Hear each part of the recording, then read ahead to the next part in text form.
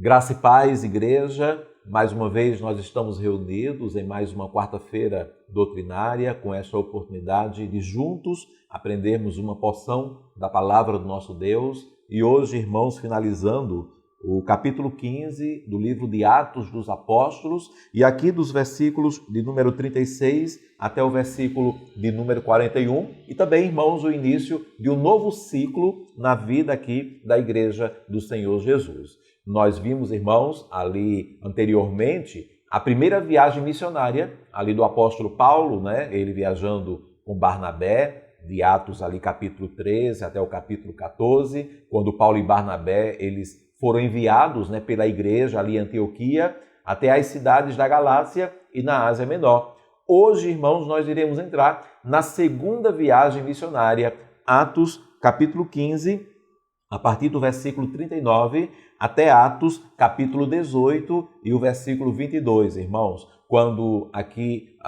os apóstolos partiram de Jerusalém para visitar novamente as igrejas da Galácia. De Listra, foi ali para a Macedônia e Acaia e ali a atual Grécia. Entretanto, irmãos, embora a viagem comece apenas no versículo de número 39, nós vamos estudar a partir do 36, porque, irmãos, infelizmente, há aqui, irmãos, no princípio dessa segunda viagem, um amargo porém, que é justamente a desavença e separação que houve ali, né, a ruptura entre Paulo e Barnabé.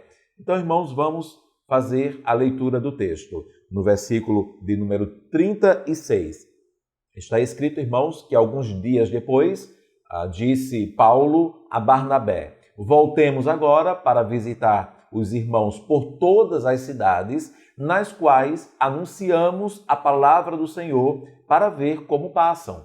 A ideia, então, irmãos, aqui voltarem pelas mesmas cidades que já haviam pregado antes. Eles queriam saber como estavam os irmãos convertidos, mas o verso 37 expressa um desejo de Barnabé.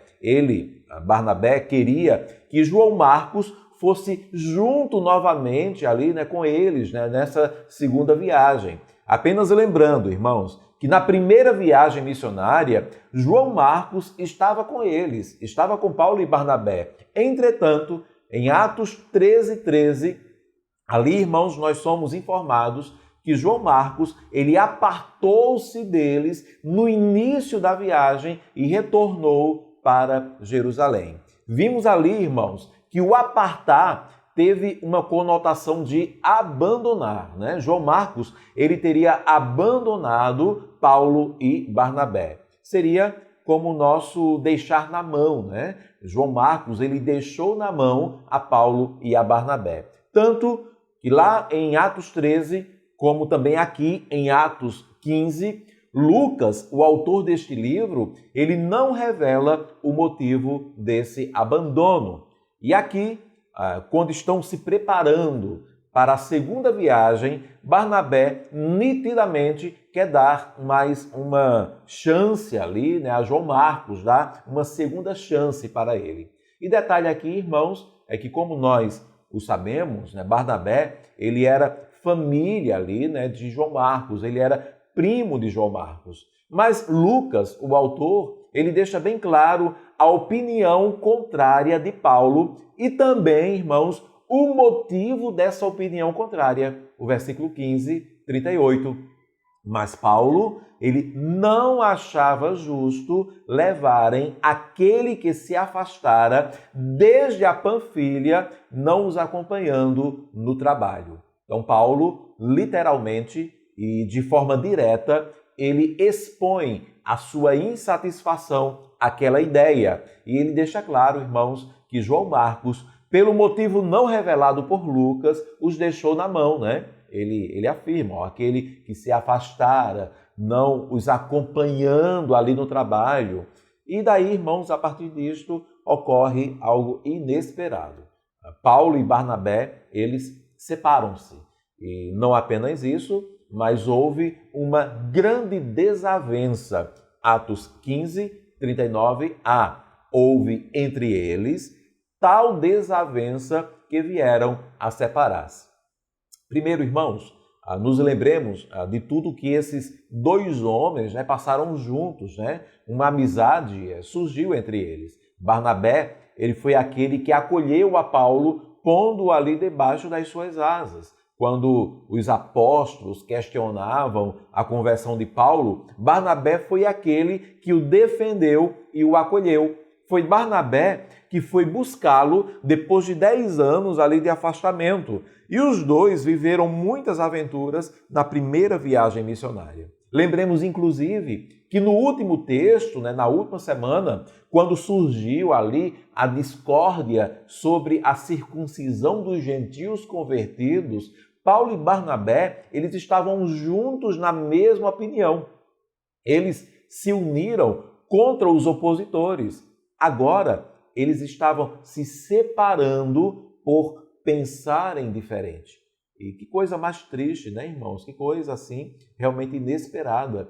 E embora o texto apenas diga que houve uma desavença, eu disse ali, eu dei ênfase que houve uma grande desavença entre eles dois.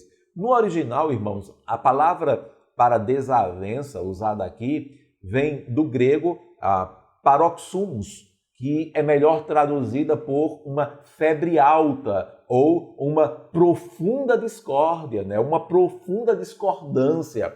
Para se ter uma ideia, irmãos, essa mesma palavra, a separar-se, que foi utilizada aqui por Lucas, é a mesma palavra no grego que descreve o cataclisma celestial, lá em Apocalipse 6,14. Onde está escrito, e o céu recolheu-se como um pergaminho quando se enrola.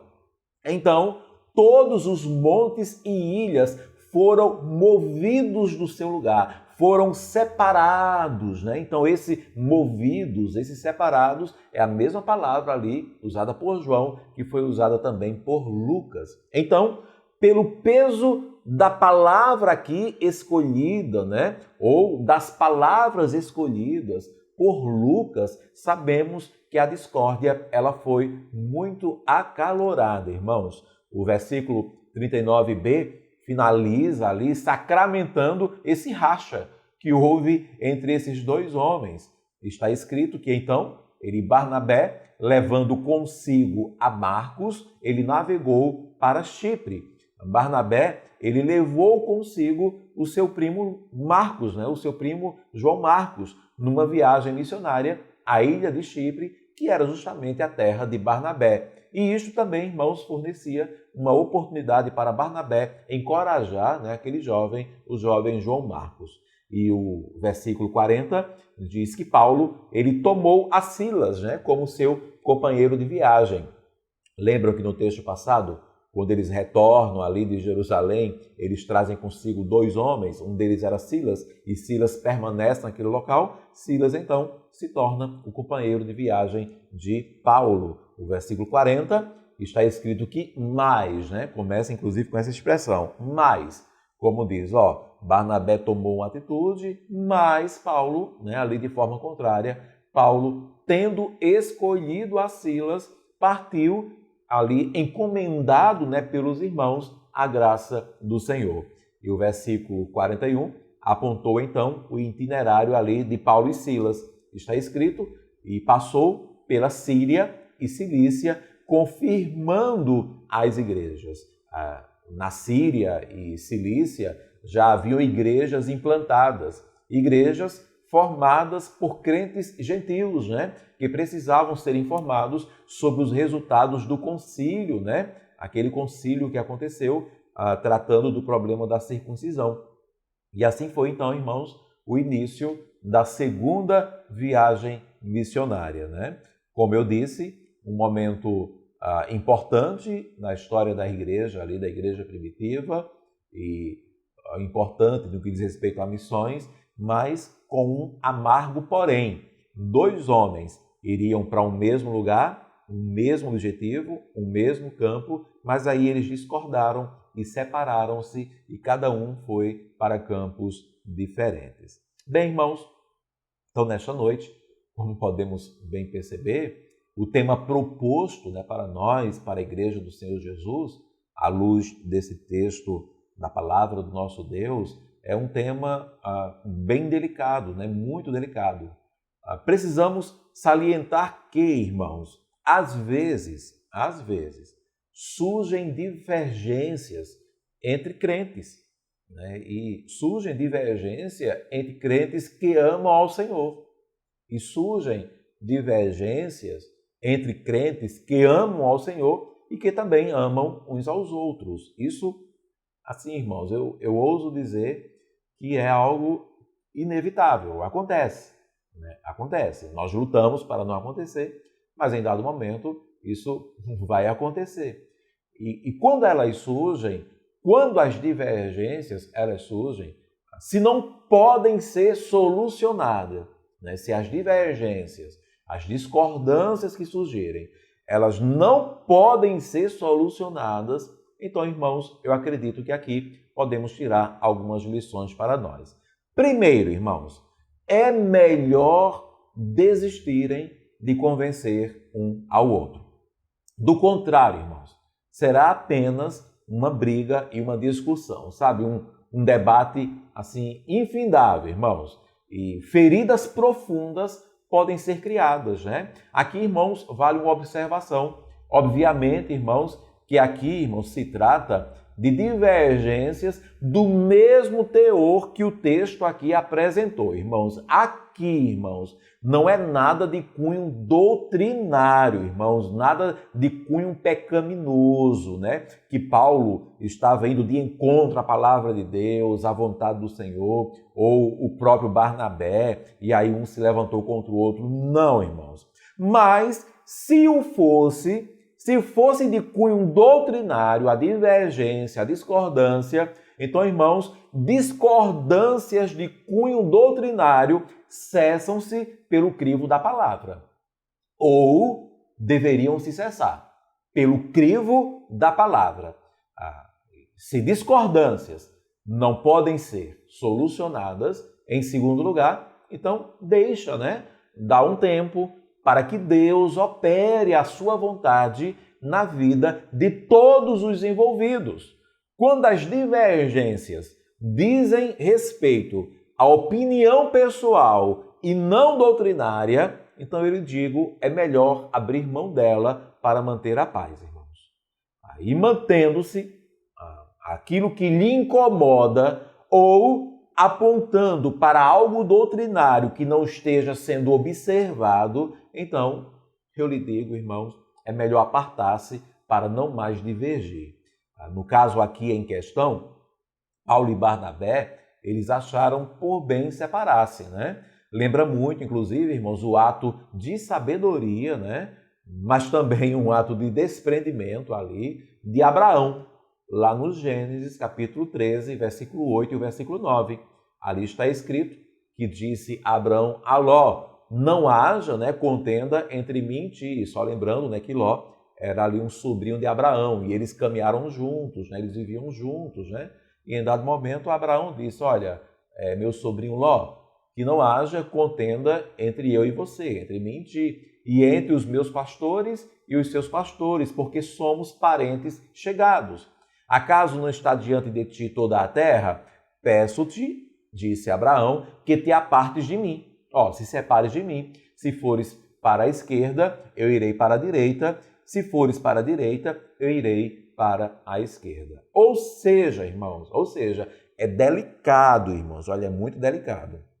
Mas há situações específicas que o se distanciar é a melhor opção. Primeiro, se for uma opinião pessoal, discordância por opinião pessoal, eu quero branco e o outro quer preto, é uma opinião pessoal, então vale a pena abrir mão. Se for uma questão doutrinária, o outro está num erro doutrinário e você vai lá com a palavra, mostra, mesmo assim o outro permanece, então há situações específicas que a melhor opção é se distanciar. Se discordâncias não podem ser solucionadas e o distanciamento for a opção, em terceiro lugar, a separação nunca deve ser acompanhada de amargura e hostilidade. Diferenças de opiniões que levam à separação, volto a repetir, irmãos, como aqui no caso de Paulo e Barnabé, ok, irmãos? Como no caso de Paulo e Barnabé. Opiniões pessoais ou opiniões doutrinárias abalizadas na palavra. Senão, irmãos, pessoas podem pegar esse exemplo aqui de Paulo e Barnabé, né, ou aquilo que eu estou dizendo, e até mesmo abalizar, por exemplo, um divórcio, né? Já que eu não estou me dando bem com minha esposa, já que a gente pensa diferente, então vamos nos separar, vamos cada um para um lado. Ou mesmo a aceitação de união entre pessoas do mesmo gênero, podem abalizar a extinção do dízimo, ou até mesmo o fim da igreja, irmãos, por exemplo, como alguns apregoam hoje, né? Uma igreja sem paredes, né? Mas, irmãos, as diferenças de opiniões específicas nunca devem ser acompanhadas de amarguras e hostilidades. Embora o restante de Atos dos Apóstolos, né, não contenha nenhum registro de Paulo trabalhando com Barnabé novamente, irmãos, nós podemos observar que Paulo ele menciona Barnabé de uma maneira muito positiva, lá em 1 Coríntios, capítulo 9, versículo 6. Ele tratando de um determinado assunto e trazendo uma defesa ali para o seu ministério, ele chega a dizer, ele pergunta, aliás, àquela igreja, ou somente eu e Barnabé não temos direito, né, de deixar de trabalhar. E mais, né, irmãos, o posterior elevado conceito que Paulo tinha de João Marcos é evidente ali em Colossenses 4,10, quando ele diz, saúda-vos Aristarco, prisioneiro comigo, e Marcos, primo de Barnabé, sobre quem recebestes instruções, se ele for ter convosco, acolhei-o. Também em Filemão 23 e 24, saúdam-te Epáfras, prisioneiro comigo em Cristo Jesus, Marcos, Aristarco, Demas e Lucas, meus cooperadores. E 2 Timóteo 4,11, quando Paulo estava preso, e ele diz para Timóteo, através de uma carta, somente Lucas está comigo. Aí ele pede a Timóteo, toma contigo Marcos e traze-o, pois ele me é útil para o ministério. É como está escrito, irmãos, em Romanos, capítulo 12, versículo 18. Se possível, quanto depender de vós, tende paz com todos os homens.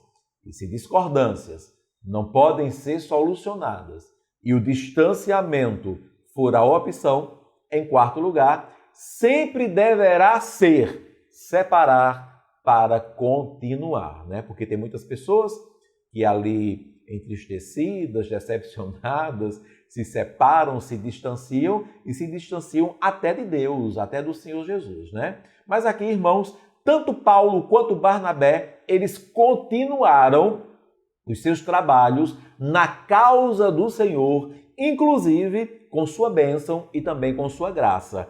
Claro, irmãos, aqui um parêntese, claro, que nesse caso não havia uma divergência doutrinária, irmãos, tá bom? Mas se houvesse uma divergência doutrinária para qualquer um deles continuar, não poderia ser algo que ferisse os princípios da fé cristã.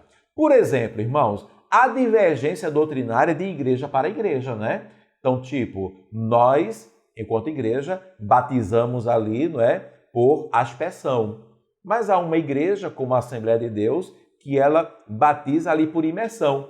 É uma divergência doutrinária, irmãos, mas não é um princípio bíblico de salvação.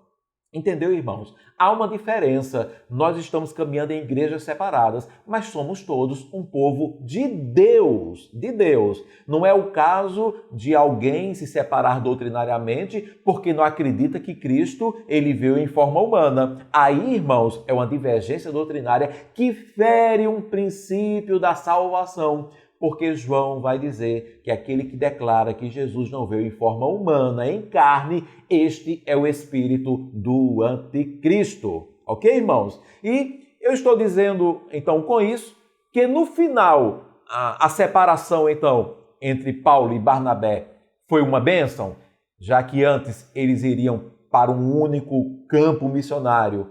E agora, ao final, a divergência entre eles criou duas equipes missionárias? Negativo, irmãos, negativo. Não foi bom, ponto. A divergência entre eles dois não foi uma coisa boa, não foi um exemplo para nós, irmãos, um exemplo positivo. Foi, assim, no mínimo, irmãos, podemos afirmar que foi a atitude menos danosa. O separar-se gerou menos dano. E Deus transformou esse mal em bem. Enquanto os homens não sabem muito bem, né, o que fazem ou o que pensam, Deus, ele sabe o que faz. Aqui, irmãos, vale a máxima que havia entre John Wesley e George Whitefield, homens de Deus que marcaram a história. Eles divergiam, inclusive, irmãos, doutrinariamente. Um cria no arminianismo, na ideia do livre-arbítrio, o outro era calvinista. Ele cria ali na doutrina da predestinação. Eles tinham razões, inclusive para muitos, para se detestarem.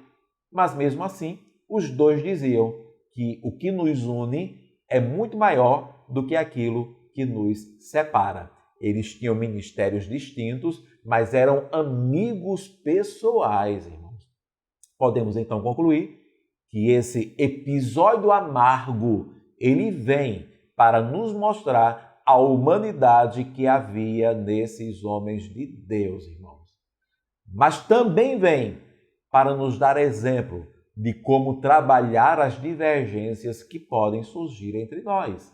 E também vem para nos mostrar que pensamentos mudam, né? Ideias e opiniões pessoais se transformam. Temos que concluir aqui, irmãos, que provavelmente o errado da história era Paulo, né? Temos que concluir isso. Primeiro, pela atitude que ele teve mais adiante, né, em aceitar novamente a João Marcos.